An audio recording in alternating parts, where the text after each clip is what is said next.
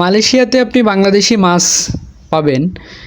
এ দেখেন ইলিশ পাওয়া যাচ্ছে এবং এর দাম খুব বেশি না। প্রত্যেকটা পিস বাংলাদেশি টাকায় যদি হিসাব করা হয় 350 টাকা প্লাস, 400 টাকার মধ্যেই। সেটা পাঙ্গাস আছে, আপনি কোরাল মাছও পাইতে পারেন। এখানে সব জায়গায় অ্যাভেলেবেল না, কিন্তু কিছু কিছু শপিং মলে আপনি কোরাল পাবেন, রূপচাঁদা পাবেন। তো আপনি দেশি স্বাদ নিতেই পারবেন।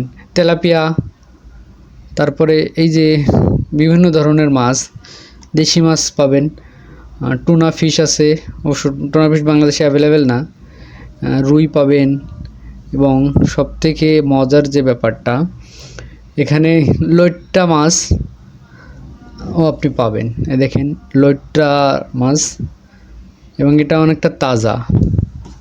এছাড়া অন্যান্য বিভিন্ন ধরনের মাছ আছে, আপনি এখানে পাবেন।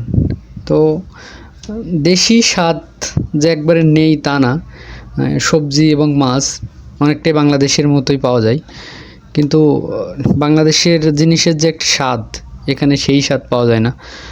এখানে স্বাদগুলো কম, মানে প্রপার স্বাদ এখানে পাওয়া যায় না এই মাছে।